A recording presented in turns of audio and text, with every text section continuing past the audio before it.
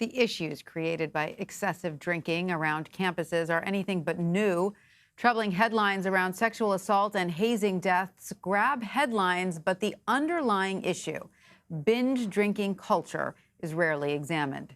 For our next CBSN Originals, we spoke to young Americans around the country about their experiences with alcohol in high school and college. Here's a preview. I first started drinking when I was in high school. I've had friends who started as early as 13. Your friends are drinking, like you need to belong. I think people go to college kind of to drink now more than to go to school. You wake up and it's a game day and you start drinking, go from different parties to bars to maybe the game or to a different bar for the game. I don't even know how to put a number on it, but like throughout the day you've had a lot to drink. I think I've seen a lot of people black out. I can't even give you a defined number. People brag about that as if it's something that's cool to do. Like, oh, I'm totally gonna black out tonight. Every single night people would go out. People do have that conception that the more you can drink, the cooler you are. I think the most I've had to drink in one night was maybe around 15 drinks. What was the night of 15 drinks like? I don't... Do you remember the night of 15 drinks? No, I blacked out. Earlier, my colleague Rena Ninan spoke with the CBSN Originals producer, Christina Capatides. So, Christina, this documentary looks into the drinking culture at American colleges.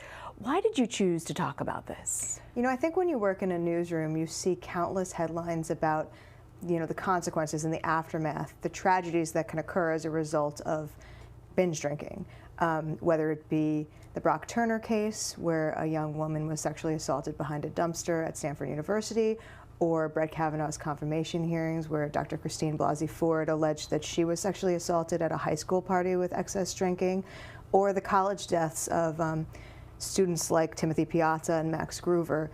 The attention of the nation tends to turn to cases like these after the tragedy has occurred. But I wanted instead to look at the root of the problem, because I think that blacking out and the things we talk about when these sort of cases occur aren't rarities. They can be every weekend occurrences. And binge drinking is really has become normalized, and not just that, it's become sort of cool.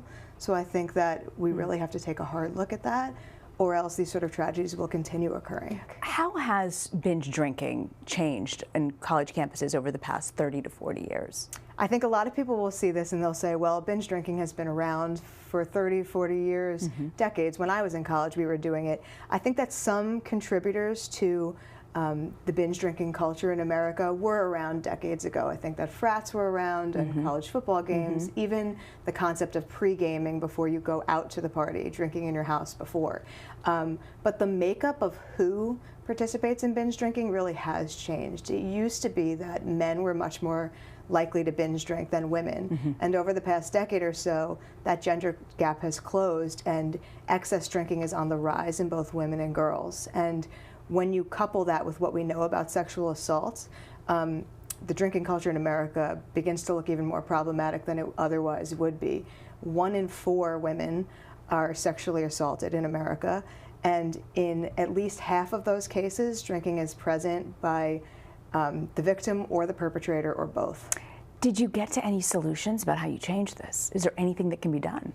I think the culture really has to change. We spoke a little bit about TV shows and movies and the images that are portrayed there, and I do think that those beliefs and those images get ingrained in the minds of kids across the country.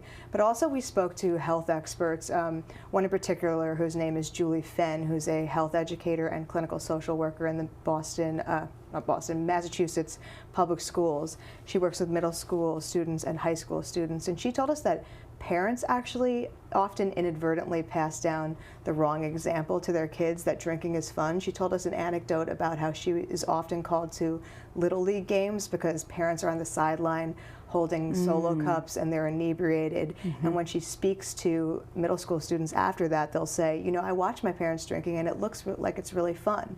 And those are the sort of subconscious messages that we're sending to our kids that I think we really just need to be more conscious about. But you look at Europe, where the drinking age is much less, and it's not such a taboo topic to have a drink at dinner, even when you're maybe 16. I mean, do we have to rethink that and maybe even the drinking age? Yeah, when we were producing this doc, my team traveled all across the country and we talked to kids of different backgrounds.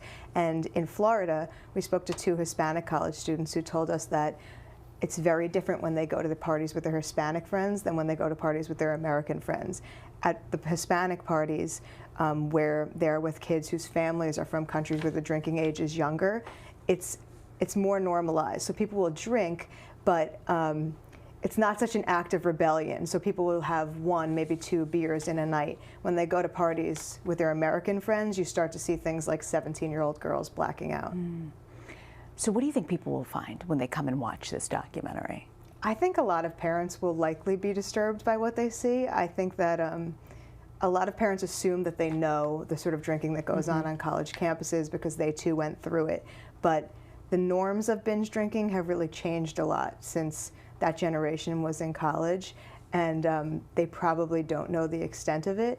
And I think it might be difficult, but it's an important thing to watch, because if we as a society are ready to start talking about epidemics on college campuses like sexual assault and fraternity hazing deaths, then we should also be ready to take a hard look at the underlying root of those epidemics.